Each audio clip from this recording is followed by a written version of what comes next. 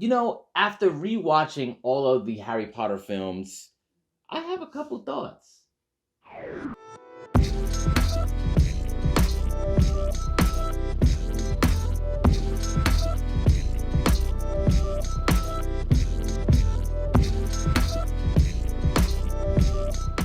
Hey, what's up, nerd fam? This is your boy Gashawn. I want to welcome you to Into the Nerd. Today, I want to talk to you about the Harry Potter film series. So recently, my son has started getting into Harry Potter. He's 5. Oh well, damn, he's not 5 yet. He turns 5 this year. But he loves Harry Potter now. Loves like the owls, the magic, the fight scenes, everything going on, and the English accents apparently, right? So, um, looking at him watch it, I said, you know what? Let me watch all these films again because I haven't watched them in over a decade.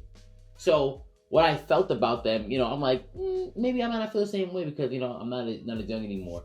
And also, I did read the books when they came out, which is something I want to touch on later about this. And after watching all of these films over again, I am still extremely impressed by the handling of the source material. And I think Harry Potter, the films, should be the gold standard of how to handle adaptations. Even when they have to take things out from the source, or when they do change things, the characters, the themes of who they are, why they do things, their motivations, are usually still there. Are there some things that are less than perfect? Like, did they handle the stuff with Dumbledore? Did they go into his past all the way? No.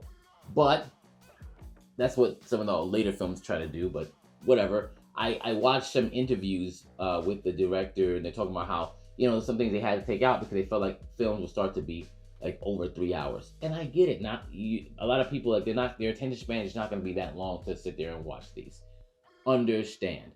But how they handle the characters here and how they act in the book, it's great because they were extremely close. Was it always 100%? No, but they still respected the source material. Why? And I think it had to do with the fact that the source material was known just as well as the films. Because I remember when the books came out, like that was back when people actually used to read books, right? Now, once again, I'm 30.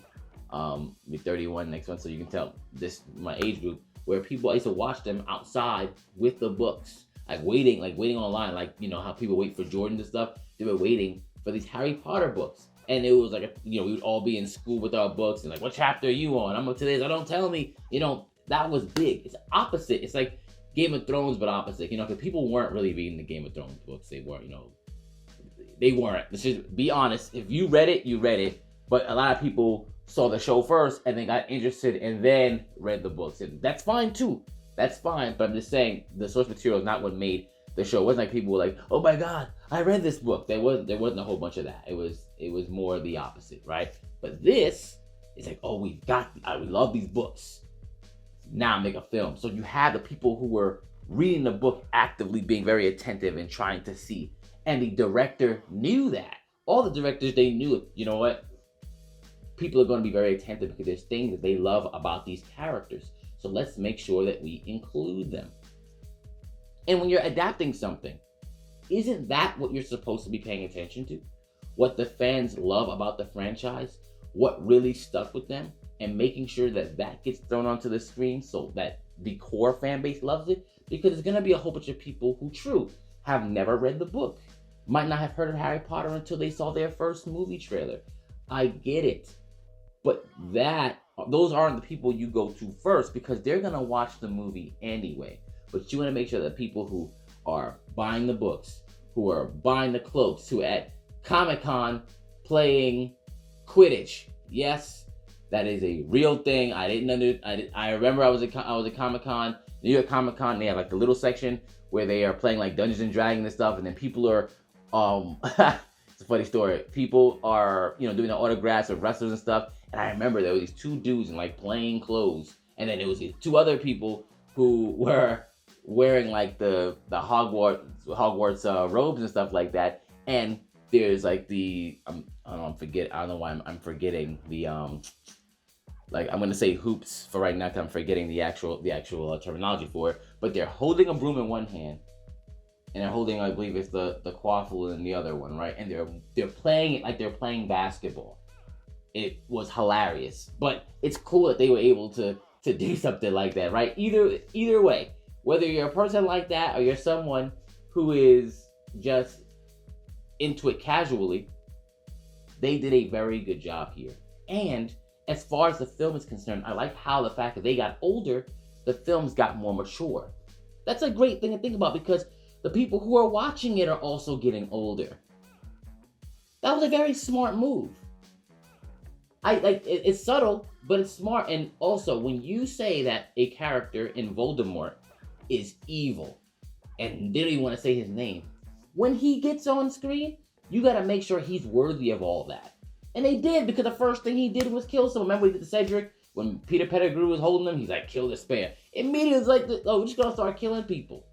Like, he's messed up. And obviously, in the films, there's even other messed up things they never put on the in the books. There's even more messed up things they never showed.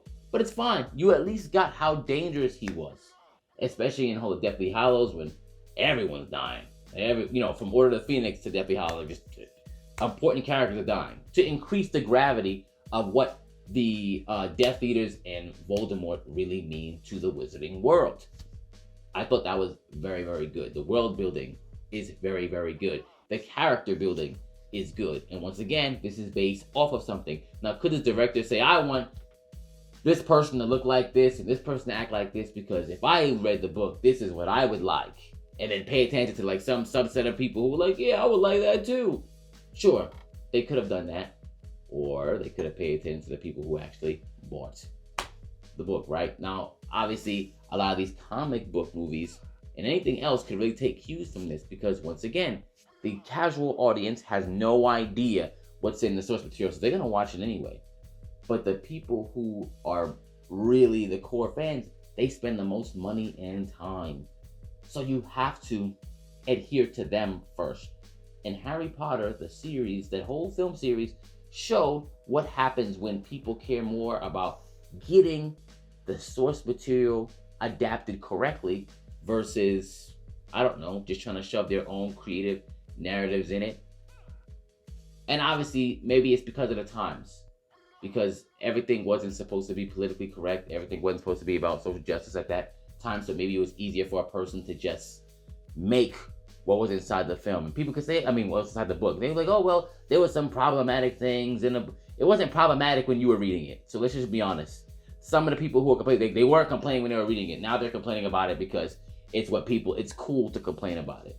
But this isn't really about that. It's just about making sure you adhere and adapt correctly. Let me know what you think. Were you even a fan of that? Do you think like other franchises like Lord of the Rings, stuff like that, did they also get it right?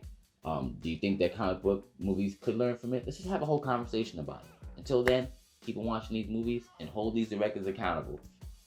Into the Nerd.